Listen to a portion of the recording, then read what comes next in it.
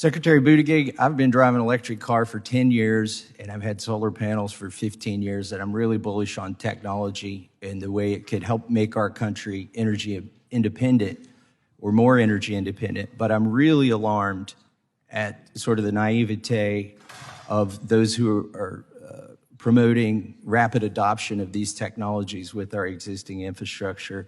President Biden signed a non-binding executive order stating that 50% of vehicles sold in the United States should be electric by 2030. Do you support that? Yes.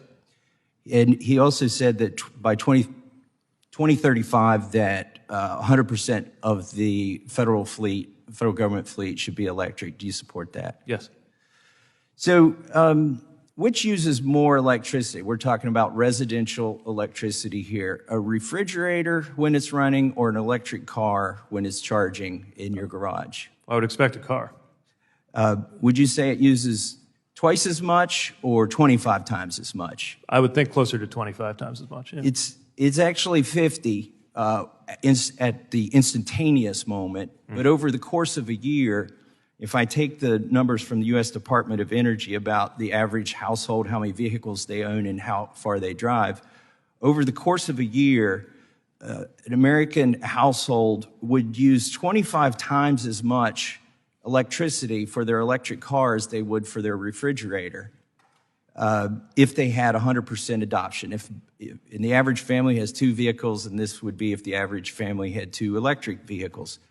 Do you think it would strain the grid if everybody plugged in 25 refrigerators in every household?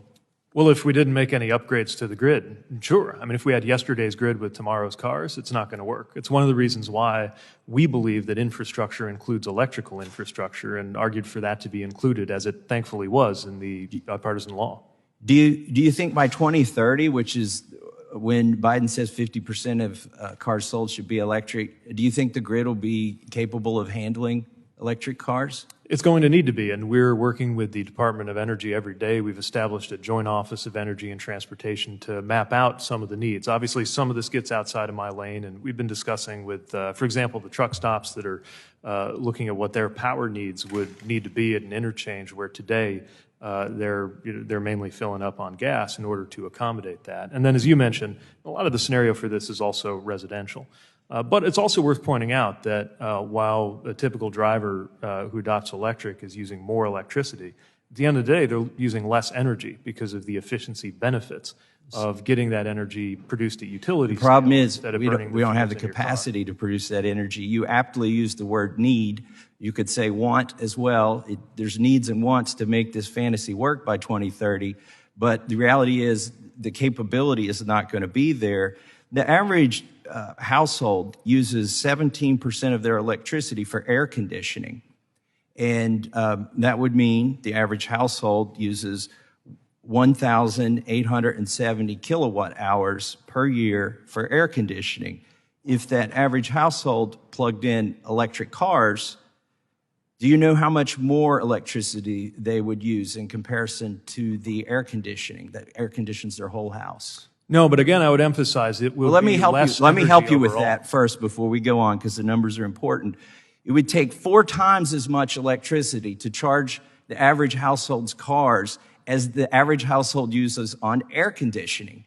Do you think that could be? So if we reach the goal by 2030 that Biden has of 50% adoption instead of 100% adoption, that means the average household would use twice as much electricity charging one of their cars as they would use for all of the air conditioning that they use for the entire year. Do you think this could contribute to rolling blackouts and brownouts in areas of the country where air conditioning is basically considered essential?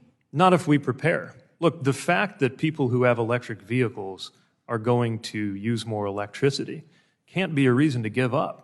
The idea that America is inferior to the other countries that have figured this out just doesn't sit well with us in administration, and that's why we're investing in a better grid. In the time that I have left, let me say, I'm not saying we shouldn't prepare. I told you at the beginning of this, I'm bullish on this technology, but the numbers and the rate of adoption has been developed using political science, not engineering. They're impractical, and if we blindly follow these goals that Biden has set out, it will cause pain and suffering for the middle class. And I yield back.